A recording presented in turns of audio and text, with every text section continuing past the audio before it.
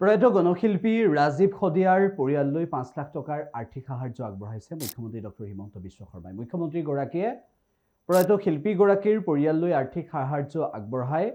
এই ঘটনাক দুৰ্ভাগ্যজনক বুলি কোৱাৰ সমান্তৰালভাৱে শিল্পীসকলৰ বাবে ৰাজ্য চৰকাৰে কি চিন্তা কৰিব পাৰে, শিল্পীসকলৰ বাবে কেনেধৰণৰ সিদ্ধান্ত ল'ব পাৰে, এই সন্দৰ্ভতো মুখ্যমন্ত্ৰীগৰাকীয়ে মন্তব্য কৰিছে।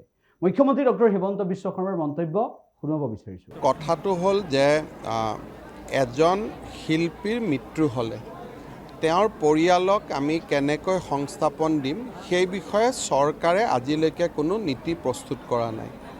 আৰু ৰাজীৱ শদিয়াৰ দৰে দুৰ্ভাগ্যজনক ঘটনা আগতেও কিছু শিল্পীৰ হৈছে, আজিও ৰাজীৱ শদিয়াৰ ডাঙৰীয়াৰ হৈছে, অহাকালিও আন কেইবাজনৰো হ'ব পাৰে। গতিকে এই সম্পৰ্কত চৰকাৰৰ দৃষ্টিভংগী কেনেকুৱা হ'ব তাৰ বিষয়ে আমি আলোচনা কৰিম আৰু সময়ত আমি সকলোৰে লগত আলোচনা কৰি এই বিষয়ে সিদ্ধান্ত ল'ম।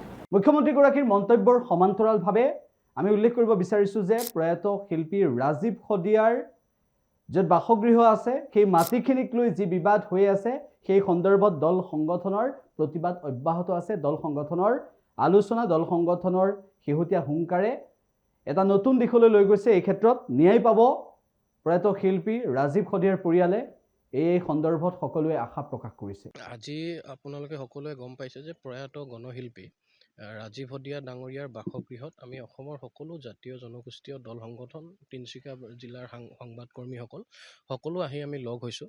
আৰু আজি লগ হোৱা বা আজি সভাখনৰ মূল উদ্দেশ্য হৈছে যে কেনেকৈ প্ৰয়াত গণশিল্পী ৰাজীৱ শদিয়াৰ নামত থকা মাটিটুকুৰা দুজন বহিৰাগত বনিয়াই কেনেকৈ তেওঁৰ পৰা চল চাতুৰিৰে বা কৌশল কৰি তেওঁৰ হাতৰ পৰা লৈ গ'ল। ইতিমধ্যে গোটেই কথাবিলাক আলোচনা হৈছে বা ওলাইছে, অসমৰ জনগণে গম পাইছে যে মনোজ চুতীয়া নামৰ যিজন ব্যক্তিৰ নামতে মাটিটুকুৰা আছিলে, সেই মাটিটুকুৰা মনোজ চুতীয়া ডাঙৰীয়াই মনোজ দাই ৰাজীৱ দাক দান দিছিলে বা তেওঁৰ ইয়াত থাকি আছিলে। কিন্তু পৰৱৰ্তী পৰ্যায়ত মনোজ চুতীয়াই গম নোপোৱাকৈ তেওঁ মাটিটুকুৰা গেৰেণ্টাৰ হিচাপে তেওঁক বনাই BS ট্ৰেডিং নামৰ এটা প্ৰতিষ্ঠানক আনন্দ ৰাছিয়াই জালিয়াতি কৰি বেংকৰ প্ৰবন্ধক অমিত ঝাৰ লগত মিলি আচলতে গোটেই জালিয়াতিটো কৰি BS ট্ৰেডিঙৰ নামত 50 লাখ টকা লোন লৈ গ'ল। অথচ ৰাজীৱ শদিয়া বা মনোজ চুতীয়াই গম নাপায়, তেওঁলোকে গম পাইছে কাগজখন অহাৰ পিছত। তেওঁলোকে 2020 চনত এই গোটেই বিষয়টোৰ ওপৰত তিনিচুকীয়া সদৰ থানাত কেছ দি দিছিলে, তেওঁলোকে কেছ ৰুজু কৰিছিলে। কিন্তু তিনিচুকীয়া সদৰ থানায়ো তদন্ত কৰিমকৈ কোনো ধৰণৰ ফলপ্ৰসূ তদন্ত তেওঁলোকে কৰা নাই। ইতিমধ্যে গোটেই কথাবিলাকত আমি কৃষক মুক্তি সংগ্ৰাম সমিতিয়ে বক্তব্য প্ৰদান কৰিছোঁ।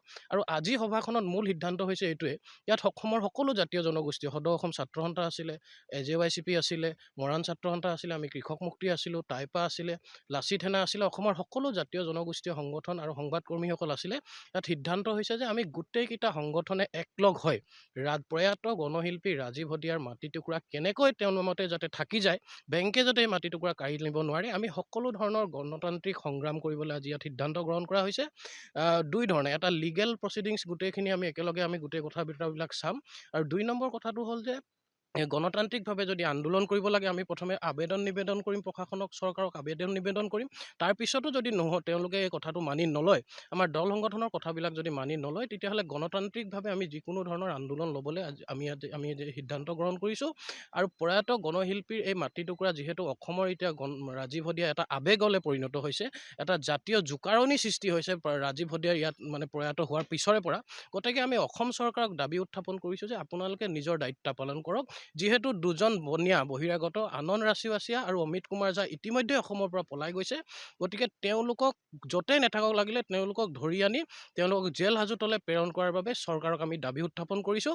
আৰু চৰকাৰে যদি এই কামটো নকৰে, আমি জানিম যে অসমীয়া মানুহৰ প্ৰতি এই বিজেপি চৰকাৰখনৰ কোনো আৱেগ নাই, তেওঁলোকৰ কোনো দায়িত্ব নাই, তেওঁলোকে কেৱল বহিৰাগত বনিয়া আনন্দ ৰাছিয়া আৰু অমিত কুমাৰ ঝা নিচিনা মানুহবিলাকৰ প্ৰতিহে তেওঁ বেছি দায়বদ্ধ। গতিকে এইখিনি কথাকে আজি আমি ক'লোঁ কৃষক মুক্তি সংগ্ৰাম সমিতিৰ পৰা। আৰু পৰৱৰ্তী পৰ্যায়ত আমি ঐক্যবদ্ধভাৱে সকলো দল সংগঠনে এই গোটেই বিষয়টোক লৈ আমি আগবাঢ়ি যাম। যিকোনো খবৰৰ বাবে যোগাযোগ কৰক 7099017330 লগতে 7099017110 নম্বৰত।